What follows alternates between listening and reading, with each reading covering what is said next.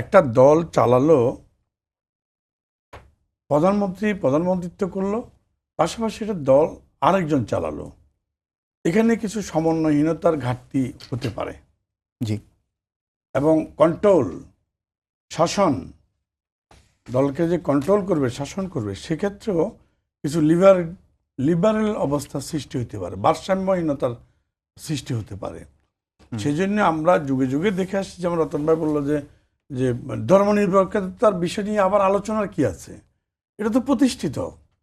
ঠিক তেমনিভাবে এই আমরা যদি ধর্মনিরপেক্ষতার বিষয়ে তো অনেক ধরনের প্রশ্ন আছে, বিশেষ করে জামাত ইসলামের পক্ষ থেকে 1971 সালের পর থেকে প্রশ্ন আছে, এবং পরবর্তীতে হেফাজতে ইসলাম সহ অনেকগুলো ইসলামী দল আসলে বিষয়ে প্রশ্ন তুলেছে ধর্মনিরপেক্ষতার বিষয়ে।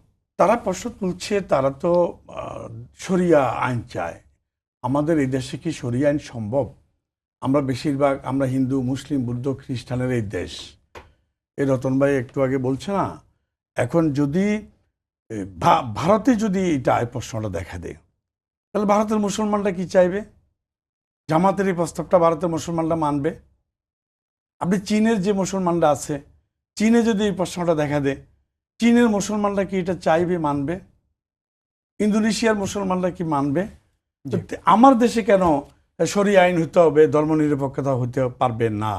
জি, আমরা আবার ওই প্রসঙ্গে যদি আসি যে প্রধানমন্ত্রী একাধিক পদ। হ্যাঁ, একাধিক পদের বিষয়ে আলোচনা করা যেতে পারে। সেটা একাধিক বলতে তো প্রধানমন্ত্রীর একাধিক বলতে পারতো দুটা আমার দেশে। একটা হলো দলীয় চেয়ারপারসন বা চেয়ারম্যান, সভাপতি দলীয়, আর একটা হলো যে কি সরকারের সংসদ নেত্রী বা সরকারের। সেই ক্ষেত্রে একই ব্যক্তি না হলে এটা কন্ট্রোল করা যাবে না, শাসন করা যাবে না, দলটাকে পরিচালনা করা যাবে না।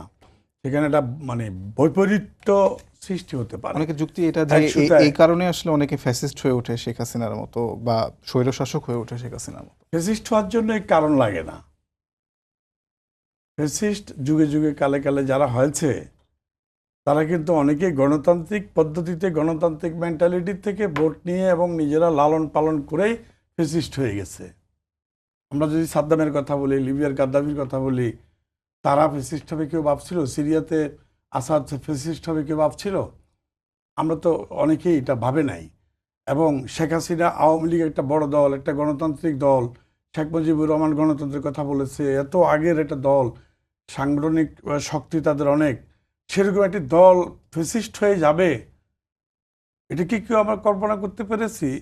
এটা ফ্যাসিস্ট কিন্তু ম্যান টু ম্যান ভেরি করে, যে আমি কতটা ক্ষমতা লুবি, আমি কতটা মানুষকে শাসনের নামে শোষণ করতে পারি।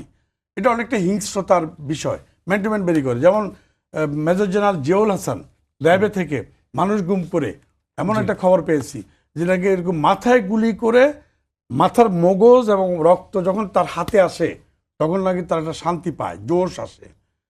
এখন মেজর জেনারেল জিয়ার, অসংখ্য ধন্যবাদ, জিয়ার জায়গায় যদি অন্য কোনো লোক থাকতো, এই অনুভূতি তো অনুভব করতো না।